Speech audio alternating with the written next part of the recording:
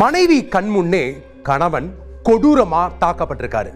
எல்லை மீறும் finance collection ஏஜென்ட்டுகளுக்கு கடிவாளம் போடுவது யார்?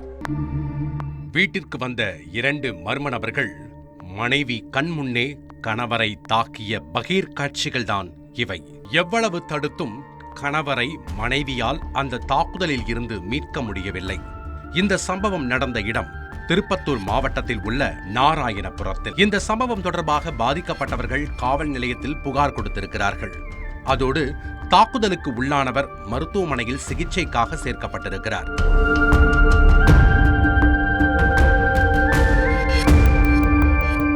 இந்த சம்பவம் தொடர்பாக வழக்கு பதிவு செய்த போலீசார் விசாரணையை தொடங்கிய போதுதான் இந்த அடிதடி தாக்குதல் ஒரு ஃபைனான்ஸ் ஊழியரின் கோர செயல் என தெரிய வந்திருக்கிறது. 15 நாள் கழிச்சு மறுபடியும் வந்தாங்க. வந்துட்டு நீ எல்லாம் எதுக்குடாக்கிற, செத்துற வேண்டியது தானே, நீ செத்துட்டேன்னா நீ வாடா, நானே ஃபைனான்ஸ்கார்கிட்ட கூட்டின்னு போய் உன்னை ஆள் வச்சு அடித்து காலி பண்ணுறேன்னு சொன்னாங்க. நீங்கள்லாம் பிள்ளைங்களா, உங்கள் பிள்ளைங்களெல்லாம் தூக்கிடுவேன், ஒரு பொட்டை புள்ள வச்சுன்னுக்கிறேன், அந்த பிள்ளைய பாரு என்ன கெதி பண்ணுறேன்னு என்னை கேட்டாங்க. அது பிள்ளையெல்லாம் பேசாதுங்கப்பா அப்படின்னு சொன்னேன். இப்போ 24 உளுல் போகிறதுக்கு வந்தங்க. அவங்க யதார்த்தமாக 4 பேர் காரில் வந்து பிடிச்சிக்கினாங்க. 6 மணிக்கு பிடிச்சவங்க நைட்டு 10 மணி வரையும் அங்கே தான் இருந்துங்க. அந்த சின்ன கடை தெருவிலேயே அந்த உளுல் போடுறவங்ககிட்ட நீங்களானா சொல்லுங்கண்ணா, ஏம்மா எதனா பிரச்சனையில் எங்களை மாட்டி விட்டுரு போகிறேங்க, நீங்கள்லாம் போங்கம்மா அப்படின்னு சொல்லிட்டு அங்கே எவ்வளோ ஜனம் போகிறாங்க வராங்க, யாரும் என்ன கேட்கல. அதோடு ஃபைனான்ஸ் ஊழியர்கள் அநாகரிகமான வார்த்தைகளில் அந்த குடும்பத்தின் பெண்களை திட்டியதாகவும் சொல்லப்படுகிறது. படிக்க போவியா, உன்னை வேலைக்கு போக முடியாது, நீ ஒரு எஜுகேஷன் லோனுக்கு போக முடியாது, எதுக்குமே போக முடியாது, நீ பொட்டை புள்ளியாடி, நீ உங்கள் அம்மா நீ வேணா பணம் கட்டுறதானே, உங்கள் ஒப்பம் லோன் எடுத்துட்டான்னு கேட்டாங்க. ஏப்பா உங்கள் வீட்டு புள்ளியா இருந்தால் அப்படி கேட்குவியாப்பா, ஒரு பொட்டை புள்ளியை கேட்குறேன்னு நான் கேட்டேன். அது என்னடி சொல்கிறேன்னு எனக்கு பிடிச்சி இந்த மாதிரி நிறைய குத்திட்டாங்க. எதுக்கு அடிக்கிறீங்க, லோன் காசை பற்றி கேளுங்க அப்படின்னு. நான் என்ன சொன்னேன், 25 பாப்பாவுக்கு எக்ஸாம் முடிஞ்சிட்டு நான் புதன்கிழமை கட்டலைன்னா நீங்கள் வீட்டை கூட கூட்டின்னு போங்க, அது வரையும் எதுவும் பாப்பா படிக்குது, இப்போ 12வது எக்ஸாம் எப்படி அது வரையும் எதுவும் பண்ணாதுன்னு புள்ளியை அடிச்சுட்டாங்க.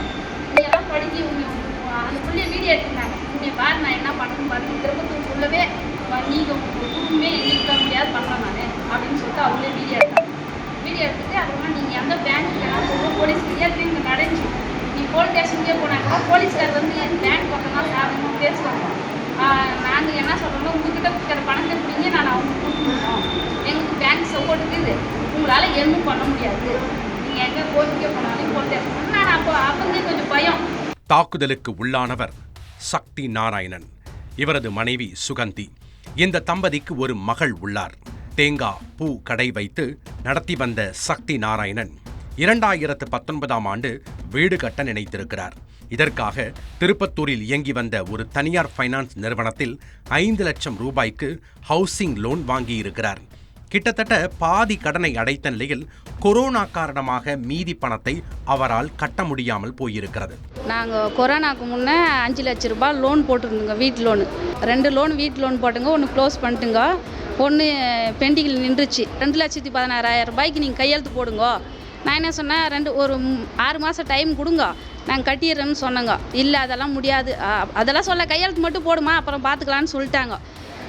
15ஆம் தேதி கையெழுத்து வாங்கினாங்க, 16ஆம் தேதியே லோன் கட்டுற மாதிரி போட்டு வந்துட்டாங்க. கடனை ஃபைனான்ஸ் ஊழியர்கள் கேட்ட பொழுது சக்தி நாராயணனும் மனைவி சுகந்தியும் 6 மாதம் காலக்கெடு கேட்டிருக்கிறார்கள். ஆனால் அந்த டைம் கொடுக்காமலேயே ஃபைனான்ஸ் ஊழியர்கள் சக்தி நாராயணனின் வீட்டிற்கு வந்து அடாவடி செய்ததோடு குடும்பத்தை சேர்ந்தவர்களை ஏதாவது செய்து விடுவோம் என மிரட்டியதாக சொல்லப்படுகிறது. காசு கட்ட முடியல. அதுக்கப்புறம் கல்யாணம் வந்தாங்க.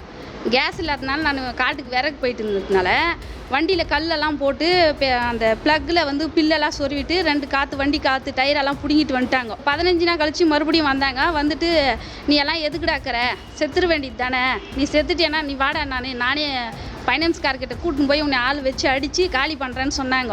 நீங்கள்லாம் பிள்ளைங்களா, உங்கள் பிள்ளைங்களெல்லாம் தூக்கிடுவேன், ஒரு பொட்டை புள்ள வச்சுன்னுக்கிறேன், அந்த பிள்ளைய பாரு என்ன கெதி பண்ணுறேன்னு என்னை கேட்டாங்க. காரில் வந்து பிடிச்சிக்கினாங்க.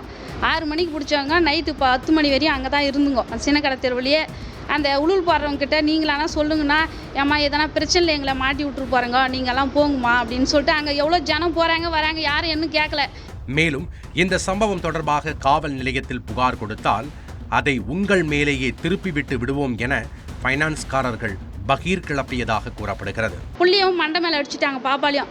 நான் என்ன சொன்னேன், சார் புள்ள படிக்குது, இப்போ எக்ஸாம் டைமில் புள்ளையெல்லாம் அடிக்காதுன்னு சொல்லிவிட்டு அப்புறமா எங்கள் வீட்டுக்கார் வர வரைக்கும் அவரையும் பிடிச்சிட்டு அடித்தாங்க வெளியே. அதுக்கப்புறம் தான் அந்த பாப்பா கூட வீடியோ கூட எடுத்தது. அதுக்கப்புறம் என்னன்றாங்க, அவங்களே நீ போலீஸ் ஸ்டேஷன் போனேன்னா கூட நாங்களே எதனா பண்ணிக்கின்னு கூட எங்களுக்கு பேங்க்கார் சப்போர்ட் இருக்கிறாங்க.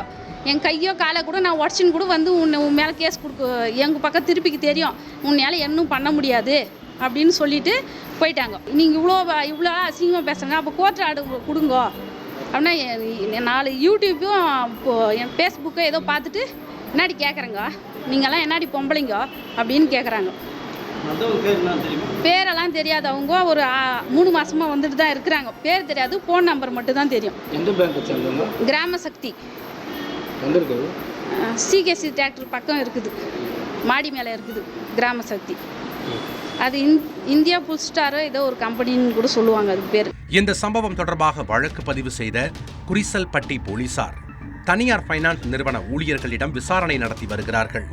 திருப்பத்தூரில் நடந்தது போலவே சென்னை அயனாவரத்தில் மற்றொரு சம்பவம் நடந்திருக்கிறது. அண்ணன் பெற்ற கடனுக்காக தம்பியின் வீட்டிற்கு சென்ற ஃபைனான்ஸ் ஊழியர் நடு வீட்டில் சேர் போட்டு அமர்ந்து கொண்டு பணம் கேட்டு மிரட்டியிருக்கிறார். வெளியே வெயிட் பண்ண அவன் வந்தோன்னே பேசிக்கொண்டு நடு வீட்டில் வந்து உட்காந்து லேடிஸ் இருக்கிற வீட்டில் நடு வீட்டில் உட்காந்தா நான் அப்படிதான் கேட்பேன். சமீப காலமாக ஃபைனான்ஸ் ஊழியர்கள் வாடிக்கையாளர்களிடம் அத்துமீறக்கூடிய ஏராளமான சம்பவங்களை பார்க்க முடிகிறது. அரசு கலெக்ஷன் ஏஜென்ட்டுகளின் அடாவடித்தனத்துக்கு கடிவாளம் போட வேண்டும் என்று சமூக ஆர்வலர்கள் கோரிக்கை வைத்திருக்கிறார்கள். செய்திகளை உடனுக்குடன் தெரிந்து கொள்ள உடனே சப்ஸ்கிரைப் பண்ணுங்க.